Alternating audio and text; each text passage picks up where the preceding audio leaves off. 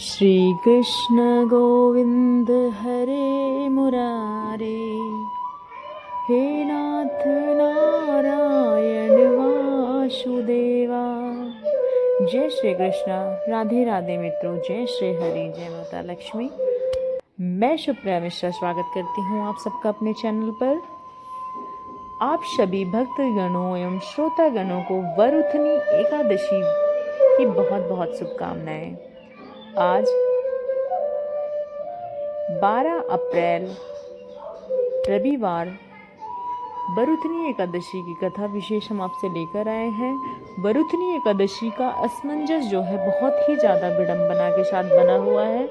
वैसे तो वरुथनी एकादशी 13 अप्रैल 2026 दिन सोमवार को ही मनाई जाएगी और इसी विशेष वीडियो में हम आप सबको बताते हैं वैशाख मास के कृष्ण पक्ष की वरुथनी एकादशी को आप सभी की जो एकादशी के दिन एक ऐसा दिन होता है जब भगवान श्री कृष्ण की शुद्ध भक्ति का पालन करने से, उनके भक्ति में सेवा से मनुष्य सर्वोच्च परम गति को प्राप्त करता है। एकादशी के दिन ऐसा दिन है जो जब अधिक से अधिक भगवान के पवित्र नामों का जप और उनकी चेतना को कृष्ण भावना भक्ति में उपवास करते हैं, पालन करते हैं, मनुष्य इस जन्म मृत्यु के चक्र से सदा सदा के लिए मुक्त हो जाता है। और ऐसी मंगलकारी एकादशी वरुथनी एकादशी हम मना रहे हैं 13 अप्रैल 2026 दिन सोमवार को। मनुष्य के सहस्त्र पाप तत्क्षण नाश कर देती है यह एकादशी। चलिए वरुथनी एकादशी के उपलक्ष्य में उनसे जुड़ी हुई इस सुंदर पौराणिक कथा का श्रवण करते हैं। अगर आपने चैनल को अभी तक सब्सक्राइब नहीं किया है तो कृपया सब्सक्राइब करें और वीडियो को ज़्यादा से ज़्यादा लोगों तक शेयर करें। अब हम कथा का आरंभ करते हैं और इस सुंदर पौराणिक कथा का श्रवण मात्र से आपके जीवन के समस्त पाप कष्ट दूर हो जाएंगे। गर्ग संहिता में एक सुंदर संवाद आता है जिसमें एक दिन वृंदावन में सभी गोपियां श्रीमती राधा रानी से पूछती हैं, हे राधा रानी,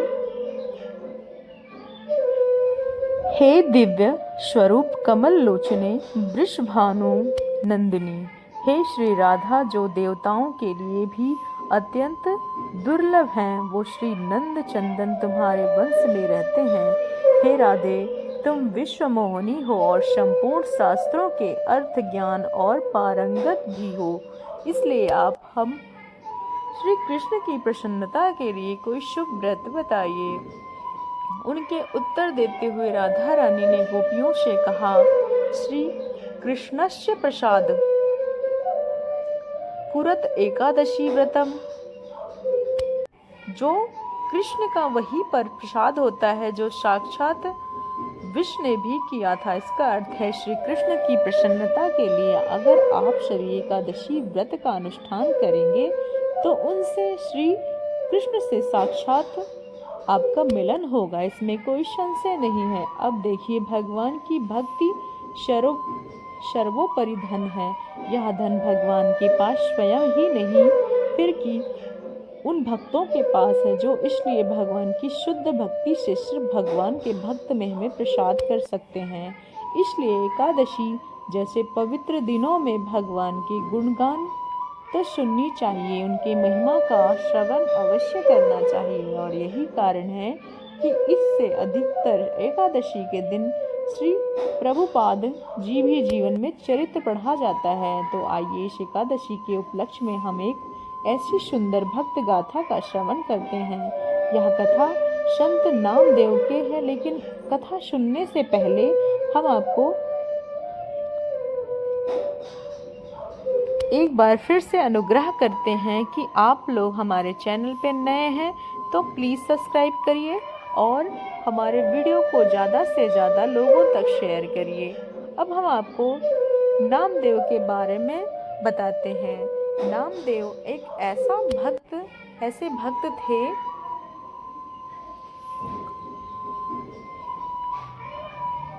जो बामड़ी गांव में जन्मे थे। भक्त कवि भगवान विठल के परम भक्त थे। उनमें भगवान के प्रति प्रेम और भक्ति का अभिव्यक्त करते हुए अनेक गीतों की रचनाएं की। हिंदी और मराठी में लिखे गए उनके भक्ति गीत आज भी महाराष्ट्र में अत्यंत प्रेम से गाए जाते हैं। स्वभाव पे अत्यंत विनम्र, अपनी साधना भक्ति के लिए कठोर, ऐसे नामदेव की कीर्ति चारों तरफ फैली हुई थी। ऐसे में भगवान अपने भक्त की परीक्षा के लिए बिना कैसे रह सकते हैं। बस एक दिन भगवान ने भी सोच लिया कि आज नामदेव की एकादशी निष्ठा की परीक्षा ली जाए, और उनसे जानकर आश्चर्य होगा जब भगवान अपने भक्त की परीक्षा लेने के लिए वास्तव में अपने उस भक्त की ख्याति को विश्व में बढ़ाना चाहते हैं। इसलिए वो ऐसी कोई स्थिति का निर्माण करते हैं जहां उनके भक्त का गुणगान और बढ़े, और ऐसी स्थिति उनमें नामदेव के लिए भी निर्माण की। एक समय एकादशी तिथि के दिन था। हमेशा की तरह संत नामदेव अपने परिवार के साथ एकादशी का पालन किया था। अपने भजन में व्यस्त और उनकी समय भगवान श्री कृष्ण एक वृद्ध ब्राह्मण के रूप में उनके पास आए। आकर संत नामदेव से कहते हैं, अरे बेटा, कुछ खाने के लिए दो, इतने दिनों से भूखा हूँ, कुछ दो। ब्राह्मण को देखकर संत नामदेव उन पर करुणा आ गई। उन्होंने कहा, आइए ब्राह्मण देव, पधारिए, लेकिन कृपया मुझे क्षमा कर दीजिए। आज एकादशी तिथि है, इसलिए मैं आपको अन्न नहीं दे पाऊंगा, लेकिन आप फल, दूध इत्यादि लेना चाहते हैं तो मैं आपके लिए वह लेकर आता हूँ। यह सुनकर उस वृद्ध ब्राह्मण ने कहा, अरे भाई, क्या एकादशी और क्या द्वादशी, मुझे तो अत्यंत भूख लगी हुई है। ऐसे में तुम्हारे फल मेरे किस काम आएंगे। मुझे तो अन्न भोजन ही चाहिए, अन्यथा मेरे शरीर से प्राण ही निकल जाएंगे। जाओ भाई जाओ, जल्दी से लेकर आओ। ब्राह्मण की हट सुनकर संत नामदेव ने, मुझे क्षमा कीजिए ब्राह्मण देव, लेकिन आज के दिन मैं आपको अन्न भोजन नहीं दे पाऊंगा, क्योंकि आज के दिन अन्न का पाप वाश होता है। इसलिए अन्न खिलाने वाले को भी पाप लगता है। इस प्रकार उस वृद्ध ब्राह्मण को संत नामदेव के बीच में काफी बहस हो गई। आपस में लोग इकट्ठा हो गए, लेकिन संत नामदेव अपनी एकादशी निष्ठा पर अटूट बने रहे। आसपास के लोग उनसे समझाने लगे, भाई, इस ब्राह्मण को भोजन दे दो, वरना इसे कुछ हो गया तो तुम्हारे ऊपर ब्रह्म हत्या का पाप लग जाएगा। लेकिन संत नामदेव नहीं माने।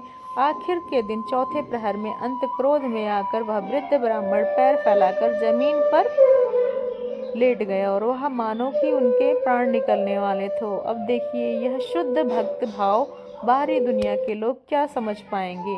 आपस में लोगों ने संत नामदेव के ऊपर ब्राह्मण हत्या का आरोप लगा दिया। उन्होंने समाज का बहिष्कृत कर दिया। लेकिन उन सभी की बातों से संत नामदेव एकादशी निष्ठा में कोई परिवर्तन नहीं आया। संपूर्ण रात्रि अपने नियम अनुसार भगवान श्री हरि की जप करते रहे। प्रातः काल उन्होंने तैयार करके एक चिता बनाई और उस ब्राह्मण के मृत शरीर को लेकर उस चिता पर बैठ गए। उसने सोचा कि उस शरीर के द्वारा एक ब्राह्मण की हत्या हुई है, उस शरीर का नाश कर दूंगा और यह अच्छा होगा। और बस अब चिता प्रज्वलित होने वाली थी कि उसी समय भगवान श्री कृष्ण हरि दिव्य स्वरूप में प्रकट हुए। उन्होंने संत नामदेव की एकादशी निष्ठा को प्रशंसा करते हुए, नामदेव, तुम्हारी एकादशी निष्ठा देखकर मैं अत्यंत प्रसन्न हूँ। मैं तो केवल तुम्हारी परीक्षा ले रहा था। ऐसे व्रत निष्ठा को मुझे अत्यंत आनंद प्रदान करती है। आज से तुम्हारे यशोगान में वृद्धि और आने वाले अनंत काल तक तुम्हारी एकादशी निष्ठा के गुणगान गाए जाएंगे। इतना कहकर भगवान अत्यंत ध्यान हो गए। जब आसपास के लोगों ने यह दृश्य देखा तो संत नामदेव के चरणों में गिर गए और अपनी मूर्खतापूर्ण व्यवहार के लिए क्षमा याचना करने लगे और एकादशी व्रत की महिमा का जान लिया। जो एकादशी मनुष्य के समस्त पापों कर्मों का नाश करने का सक्षम है, वह एकादशी पालन करने से भगवान भक्त का सर्वोच्च कोटि के हैं। इसलिए एकादशी व्रत पालन करना यह एक बहुत बड़ा सौभाग्य होता है, सभी लोगों को प्राप्त होता है। हमारे शास्त्र में भी, चाहे आप और व्रत करें या न करें, लेकिन प्रत्येक मनुष्य को एकादशी व्रत तो अवश्य करना चाहिए, क्योंकि इसके पालन से अन्य सभी व्रतों का पालन पुण्य और फल अपने आप मिल जाता है। मार्ग संहिता मधुर खंड अध्याय श्लोक 41 और 42 में नारद मुनि राजा बहुलक्ष संवाद कहते हैं, हे दशव मात्र के पक्षे तथा वैश्य पुत्र के प्रिया दश पैच्छतु पुरुष नुद्रे नरः, अर्थात जो मनुष्य शुद्ध भक्ति भाव से एकादशी का पालन करता है वह अपने मातृकुल 10 पितृकुल को, 10 पत्नी कुल को और 10 पीढ़ियों का उद्धार कर देता है। तो इतनी पवित्र और मंगलमय एकादशी तिथि हम आशा करते हैं आप इसी एकादशी का पालन करने के लिए तैयार होंगे। अगर नहीं तो जाइए, यह मनुष्य शरीर जो आपको मिला है वह आपके कुछ पूर्व अच्छे कर्मों के कारण मिला है, इसलिए यह मनुष्य देह का सदुपयोग कीजिए। व्यर्थ की बातों चर्चा में मत गवाइए, अपने आध्यात्मिक चेतना का उजागर कीजिए और भगवान श्री हरि की उपासना करते हुए परम धाम वैकुंठ की प्राप्ति कीजिए। और भगवान श्री हरि की उपासना से आप सभी के जीवन में सुख समृद्धि वैभव की प्राप्त होगी। पारिवारिक जीवन जिम्मेदारी के साथ साथ आपके आत्मा के प्रति अपना कर्तव्य भी निभाइए, क्योंकि आपका परिवार शमशान में आपका साथ नहीं देगा। शमशान में तो सिर्फ आपका देह ही जाएगा, आपका वास्तविक स्वरूप यह शरीर नहीं बल्कि आत्मा है जो जड़। इस विषय में भौतिक प्रगति के साथ आध्यात्मिक प्रगति के ऊपर भी थोड़ा सा ध्यान केंद्र कीजिए। तो आज की एकादशी कथा बस इतना ही, और हम कल सुबह सुनेंगे इस वैदिक पंचांग के द्वारा एकादशी का पालन 13 अप्रैल 2026 दिन सोमवार को ही मनाया जाएगा। तो यह विशेष कथा आपको कैसी लगी हमें कमेंट बॉक्स में ज़रूर से ज़रूर बताइएगा। और अगर आपने अभी तक चैनल को सब्सक्राइब नहीं किया है तो कृपया सब्सक्राइब करें और ज़्यादा से ज़्यादा वीडियो को शेयर करें। यही थी वरुथनी एकादशी की व्रत कथा।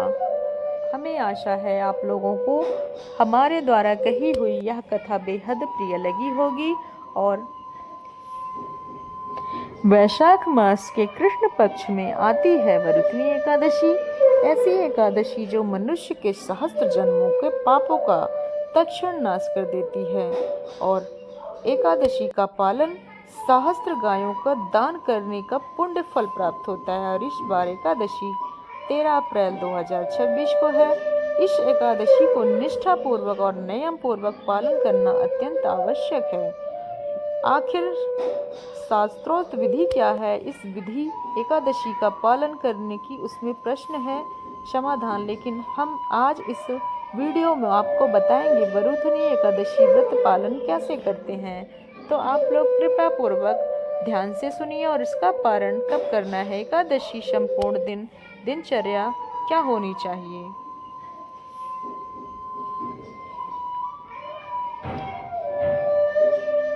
वरुथनी एकादशी सोमवार 13 अप्रैल को है और सोमवार के दिन इस एकादशी व्रत का पारण करने का समय रहेगा अगले दिन 14 अप्रैल को 6:57 पर और 10:18 के बीच में। मंगलवार के दिन सुबह 6 वही समय रहेगा 6 बजे के बीच में आप शास्त्रोक्त विधि से एकादशी व्रत का पारण भी कर सकते हैं, दान दे सकते हैं और स्वयं भी भगवान को अर्पित भोजन प्रसाद साथ साथ एकादशी व्रत का समाप्त कर सकते हैं। एकादशी व्रत पालन करने के लिए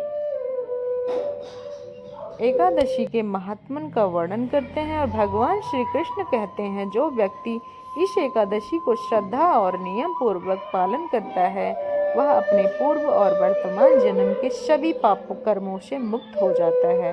इस मास में जो भक्त पूर्ण श्रद्धा से संकल्प लेकर एकादशी का व्रत पालन करेगा वह अनंत गुना अधिक पुण्य फल प्राप्त करेगा। एकादशी के दिन पहले दशमी दिन सूर्यास्त से पहले भोजन कर लेना चाहिए।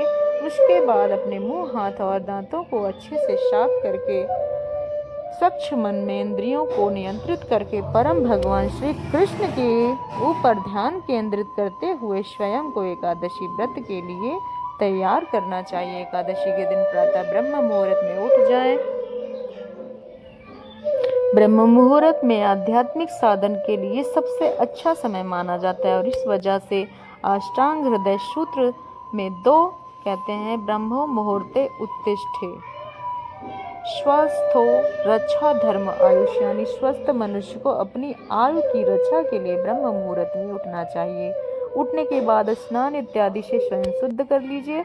अगर संभव हो तो अपने पवित्र नदी में स्नान करें और अगर नहीं संभव हो तो घर में स्नान करें। जल में गंगा जल मिलाकर स्नान कर सकते हैं। बाद में अपने घर में पूजा के स्थान को शुद्ध करके भगवान के आसपास के स्थान को स्वच्छ करें और फिर अपने गुरु स्मरण करते हुए श्री हरि की जय जयकार करते हुए घंटी बजाकर भगवान को जगाकर सबसे पहले उन्हें कोई भी मीठे पदार्थ से भोग लगाएं।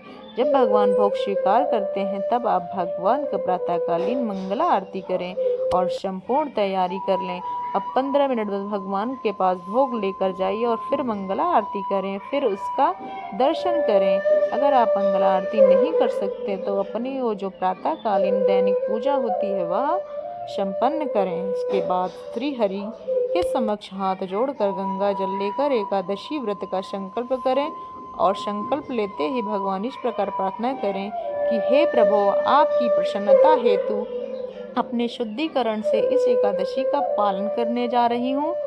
इस दिन भोजन से विरत रहूंगी, अगले दिन अन्न ग्रहण करूंगी। हे पुंडरीकाक्षाय, हे अच्युत, कृपा करें और पूजन के बाद भगवान को मीठे पदार्थ का भोग लगाएं और कृष्ण सहस्त्र नाम का जाप करते हुए अपने मन को एकाग्र करें।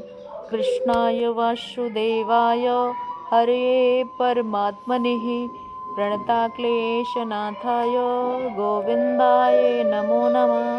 ओम कृष्णाय नमो नमः। इस प्रकार से आप मंत्र का जाप करते हुए भगवान श्री कृष्ण की उपासना करें, उनकी आराधना करें और प्रातःकालीन पूजा को संपन्न करें।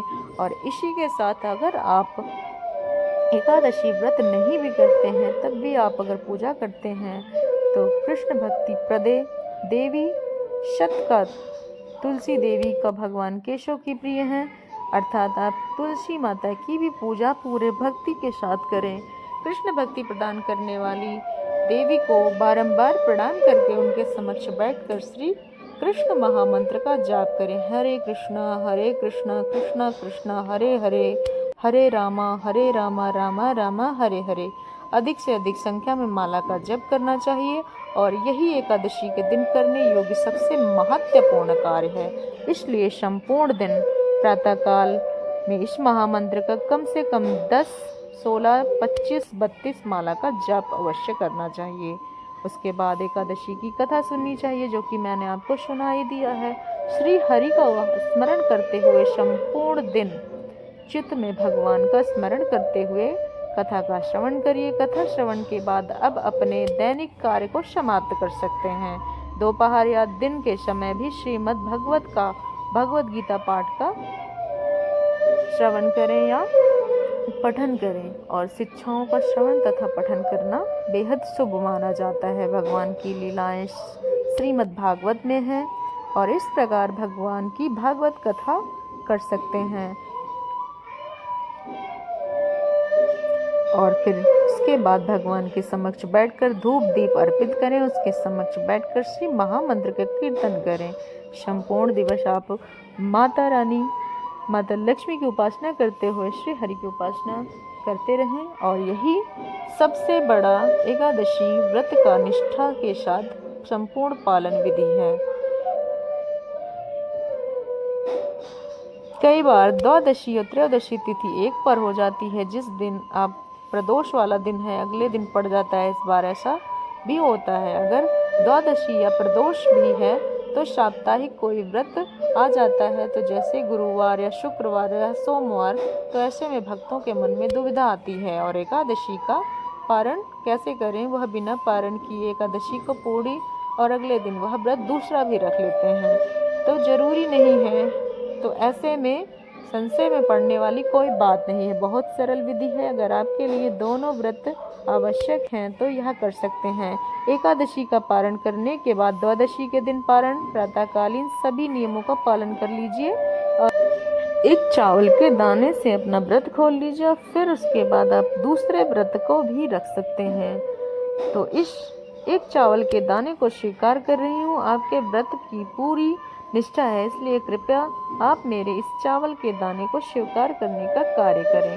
अपराध मत समझिएगा, आपसे और माता रानी और श्री हरि के सामने क्षमा। चावल के दाने को ग्रहण करके आप अगले दिन का पालन भी कर सकते हैं। तो यह थी एकादशी की संपूर्ण विधि और जानकारी व्रत कथा। आशा करती हूँ आप सभी